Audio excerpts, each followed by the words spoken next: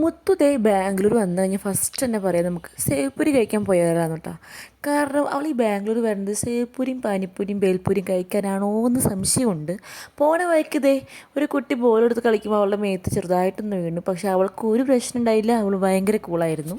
കുഞ്ഞിലെ നോറ നടക്കാൻ ശ്രമിക്കാൻ തുടങ്ങുന്ന സമയത്ത് അവൾക്ക് ഇറങ്ങി നടക്കണം എന്നൊരു ചിന്തയായിരുന്നു.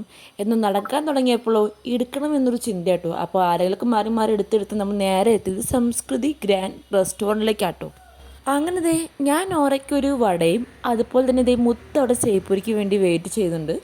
പിന്നെ രണ്ട് കോഫിയും കൂടി കേട്ടോ നമ്മൾ പറഞ്ഞത്. ആദ്യമൊക്കെ ഞാൻ ബാംഗ്ലൂർ വരുമ്പോൾ എനിക്ക് ഈ പാനിപ്പൂരി ബേൽപൂരി സേവ്പൂരി ഭയങ്കര ഇഷ്ടമുണ്ടായിരുന്നു കേട്ടോ.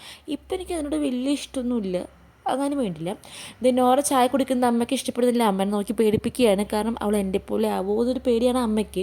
കാരണം എനിക്ക് ചായ കാപ്പിയൊക്കെ ഭയങ്കര ഇഷ്ടമാണ്, ഞാൻ അവളെ അതൊക്കെ മാക്സിമം കൊടുക്കാറില്ല. അതിനിടയ്ക്ക് ഞാനത് ഒരു ഗോബി മഞ്ചൂരിയും പറഞ്ഞിട്ടെ, കാരണം ഞാൻ സേവ്പൂരി കഴിച്ചില്ല, എനിക്ക് ഗോബി മഞ്ചൂരിയോടാണ് ഇപ്പം ഇഷ്ടം കൂടുതൽ.